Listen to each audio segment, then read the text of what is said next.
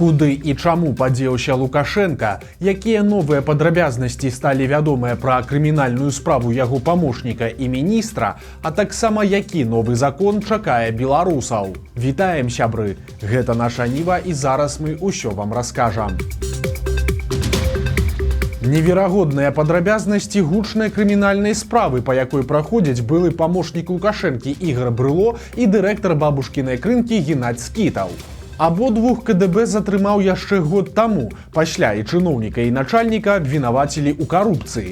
Справай публічна абураўся нават Лукашенка, а гэта, як правіла, вельмі кепскі знак для фігурантаў, бо ўвага Лукашэнкі азначае, што расправа будзе хуткай, а прысуд паказальна жорсткім. Але ж у выніку следства па малочнай справе чамусьці цягнецца анамальна доўга. Прычым вядома, што лукашэнкаўскі памочнік, былы міністр сельскай гаспадаркі Ігор Брыло не шкадуе ні сябе, ні іншых і прызнае віну ў прамысловых аб'ёмах. А вось Скітаў нечакана гуляе ў партызана. Тыпу прызнаў тое-сёе, але па дробязях і ў цэлым на супрацоўніцтва са следствам не ідзе.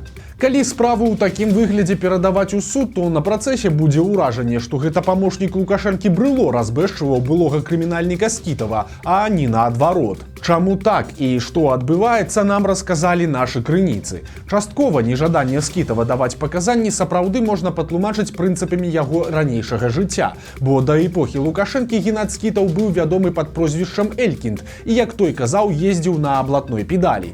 У 90-х будучы малочны дырэктар быў членам сумна вядомай банды Зайца і ўваходзіў у кола барысаўскіх крымінальных аўтарытэтаў. Але ж у Барысаве ходзяць чуткі, што ў маўчанні Скітава ёсць і іншы фактар. Нібыта следства вырашыла схіліць фігуранта да прызнання апошнім аргументам, задзейнічаўшы яго састарэлую маму. І тут пачынаецца самае цікавае.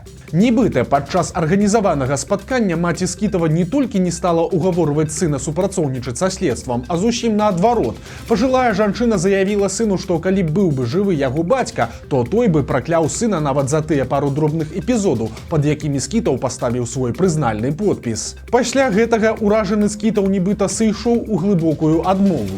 Ён увогуле перастаў размаўляць са следчымі і адрокся ад ранейшых нешматлікіх прызнальных паказанняў. Такія паводзіны малочны дырэктар аргументаваў проста, што не хоча быць праклятым сваёй маці.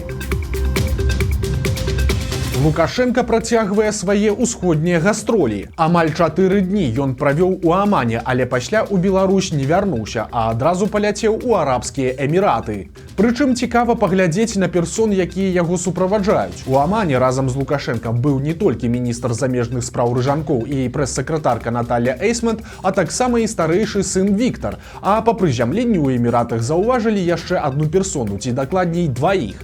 Паглядзіце на левую частку відэа, дзе бачна, як асабістая доктарка Лукашэнкі Святлана Канашэнка цягне на руках ягонага шпіца Умку. У бліжэйшыя дні, дарэчы, цікава будзе паназіраць за паведамленнямі Наталлі Эйсмент, бо раней прыкладна ў такі ж час, у лістападзе-снежні, Лукашенка неаднаразова лятаў у Эміраты нібыта на важныя перамовы, але ж па факце гэта былі яго канікулы. Так што, магчыма, і цяпер Лукашенка вырашыў трохі адпачыць перад напружаным перадвыбарчым перыядам.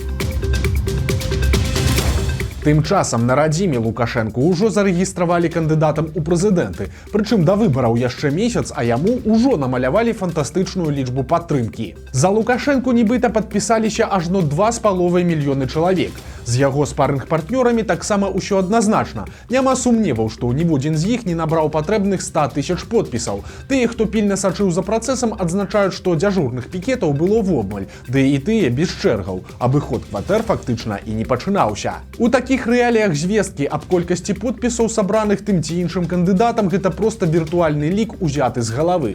Тым не менш, можна адсачыць, колькі намалявалі Алегу Гайдукевічу, колькі Ганне Канапацкай, а колькі невядомым камуністам Сергею Сыранкову і Андрэю Хіжняку, чыю палітычную пазіцыю увогуле немагчыма патлумачыць праз адсутнасць гэтай самай пазіцыі. Карціна пакуль няпоўная, бо не хапае дадзеных з Мінска, Мінскай вобласці і Гомельшчыны, але ж тэндэнцыі заўважныя. Папярэдні па колькасці подпісаў на другім месцы пасля Лукашэнкі нечакана ідзе камуніст Сыранкоў. На трэцім заслужаны спойлер Рэспублікі Беларусь Ганна Канапацкая, а Гайдукевіча, які спрабуе прэзентаваць сябе як другога па папулярнасці палітыка Беларусі, трымаюць на апошнім месцы, нават ніжэй за нікому невядомага Хіжняка. Калі такі самы вынік Гайдукевічу пакінуць і на выбарах, то гэта будзе выдатным указаннем на тое, як яго ўспрымаюць беларускія ўлады.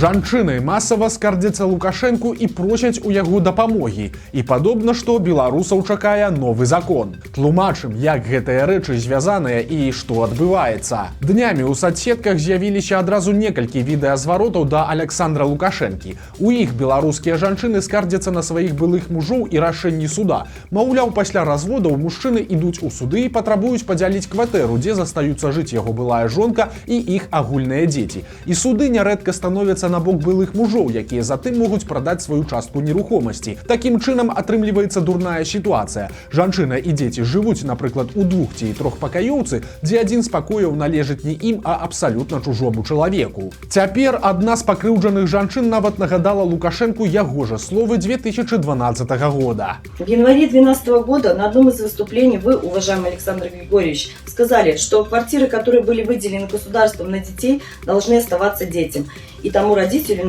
который их воспитывает после развода. За 12 гадоў, якія прайшлі з тых словаў Лукашэнкі, нічога не змянілася, але ж падобна перамены не за гарамі. Тая ж пакрыўджаная жанчына расказала, што хадзіла на асабісты прыём да старшыні Савета Рэспублікі Наталіі Качанавай, і чыноўніца паабяцала, што закон сапраўды памяняюць, але ж не так хутка, як таго б хацелася.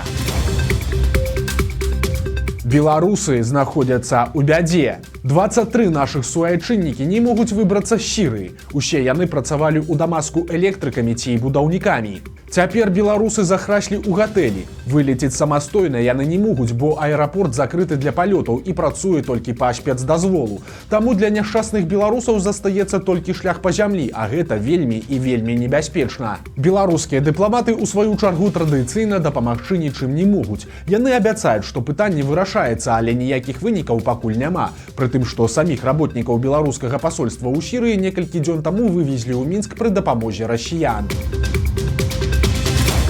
Беларуская міліцыя зноў страляе, цяпер у Капыльскім раёне. Там даішнікі спрабавалі спыніць п'яную жанчыну за рулём старэнькага універсала, але ж падвыпіўшая вясковая гоншчыца вырашыла інакш і проста паехала далей. На патрабаванні даішнікаў яна ніяк не рэагавала, таму сілавікі пачалі страляць па колах машыны стабільнай зброі.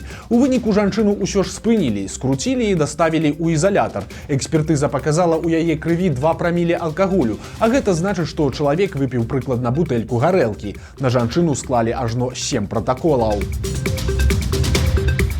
Самае кранальнае відэа дня. Папулярны моладзевы блогер Ілля Шинкаренка зладзіў незвычайны чэлендж. Ён прапанаваў падлетку 20 рублёў, каб той пазваніў маці і сказаў ёй, што вырашыў перайсці на беларускую мову. Проста паслухайце, як адрэагавала жанчына. Што робіш? Ведаеш, я вырашыў, што цяпер буду размаўляць толькі па-беларуску. По-беларуску я зараз адпрацавала і прыбіраю кухню. Буду готовить ежу. Я вельмі люблю Янку Купалу і Якуба Коласа. А ты не хочаш таксама перайсці на беларускую мову? Захапленнем. Все, добра, потым дома паговорым. До сустрэчы. До сустрэчы, сынок. Так что, вы теперь переходите на белорусскую мову? Да. Дзікая гісторыя адбылася ў Светлагорску. Там маладая маці пасадзіла ў ванную 3 малых дзяцей, а сама пайшла займацца хатнімі справамі. 2 малым было 1,5 года, а 3-му ўсяго 4, і пакідаць іх без прыгляду было ранавата. У выніку ўсё ледзь не скончылася страшнай бядой. Цытата з афіцыйнага паведамлення. Пачуўшы падазроныя гукі, жанчына ўвайшла ў ванны пакой і ўбачыла 2 дзяўчынак у стане утаплення. Жанчына выклікала хуткую і, на шчасце, ўсё абышлося. Дзеці засталіся жывыя. Цяпер яны знаходзяцца ў бальніцы, а сям'ю ў бліжэйшай будучыні чакае праверка. Працяг тэмы з пажарам гандлёвага цэнтра ў Віцебску. Журналісты заўважылі адну цікавую асаблівасць. Па афіцыйных даных у агні так ці інакш пацярпелі 20 чалавек. Усе яны выжылі і большасць ужо нават адпусцілі з бальніц, але ж дзяржаўная прэса не пагутарыла ні з кім з пацярпелых. У прапагандзе з'яўляюцца толькі каментары чыноўнікаў і сілавікоў, а таксама гераічнае інтэрв'ю з пацярпелым пры тушэнні ратавальнікам. Пагаварыць са звычайнымі людзьмі ніхто так і не пайшоў, і гэта на самай справе вельмі паказальна. бо дае зразумець прынцып, па якім цяпер працуюць так званыя праўладныя журналісты. Калі коротка, то пра адчувальныя тэмы ім дазволена гаварыць выключна на падставе афіцыйнай інфармацыі. Спроба адступіць ад гэтага строга караюцца, таму калі каманды паказаць пацярпелых няма, то і іх існаванне будзе проста ігнаравацца. Трагедыя адбылася пад Крычевам. Там пад лёд праваліўся 62гадовы рыбак, прычым бяду заўважылі мінакі, якія адразу пазванілі па дапамогу, але ж было позна і выратаваць мужчыну не паспелі. А ў Мінску ў рацэ нежывым знайшлі мужчыну, які знік 3 дні таму. 44гадовы Андрэй Мазур перастаў выходзіць на сувязь, і ў выніку цела мужчыны адшукалі ў мінскай Свіслачы. Што дакладна здарылася, пакуль невядома. Зачыстка прайшла ў Магілёўскай вобласці. У 6000-ным Хоцімску па палітычных артыкулах пакаралі 24 чалавекі. Гаворка ідзе пра адміністрацыйную адказнасць, то бок людзі атрымалі штрафы ці суткі. Такім страшным уловам хваліцца сама мясцовая міліцыя. Сілавікі удакладняюць, што пратаколы складзеныя як на асоб працаздольнага ўзросту, так і на пажылых грамадзян. Таксама міліцыя падкрэслівае, што вядзе пастаянны маніторынг актыўнасці людзей у садсетках.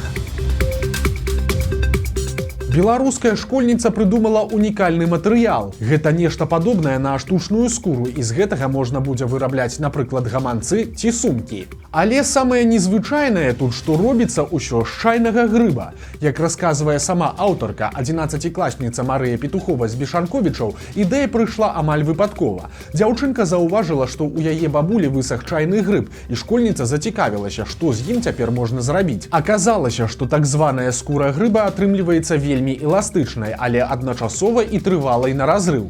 Зараз матэрыял правяраюць на зносаўстойлівасць і даўгавечнасць, пасля чаго, магчыма, новы прадукт будуць укараняць на беларускі рынак. Памёр Мікалай Крыжаноўскі, былы дэпутат часоў сапраўднай беларускай незалежнасці. Ён быў членам КХП БНФ. У 1990 годзе быў абраны дэпутатам Вярхоўнага Савета Беларусі. Крыжаноўскі ўдзельнічаў у распрацоўцы і прыняцці дэкларацыі аб дзяржаўным суверэнітэце Беларусі, а таксама падрыхтоўцы законапраектаў да пазачарговай сесіі Вярхоўнага Савета 24-25 жніўня 91 года. Таксама Крыжаноўскі быў удзельнікам галадоўкі ў Вярхоўным Савеце ў красавіку 95 года. Тады дэпутаты пратэставалі супраць рэферэндума Лукашэнкі, які ліквідаваў статус беларускай мовы як адзінай дзяржаўнай і мяняў бел-чырвона-белы сцяг і пагоню на савецкія сімвалы. Мікалаю Крыжаноўскаму было 87 гадоў. Пра сумныя рэкорды сямейнага жыцця беларусаў расказалі чыноўнікі Гомельшчыны. Аказалася, што самы доўгі шлюб у Гомельскай вобласці доўжыўся больш за паўстагоддзя. Пара адсвяткавала залатое вяселле, але неўзабаве раптам развялася. Агулам муж і жонка пражылі ў шлюбе 50 гадоў, 7 месяцаў і 14 дзён. А вось самы кароткі шлюб у тым жа рэгіёне быў менш за 2 месяцы. Пара развялася пасля 1 месяца і 24 дзён разам. Вось такія навіны серады. Подписывайтеся на канал, ставьте лайки альбо дизлайки и выказывайте заўвагі ў каментарах. И, конечно, читайте нашу Ниву, глядите нашу Ниву и любите Беларусь. Сустрэнемся завтра.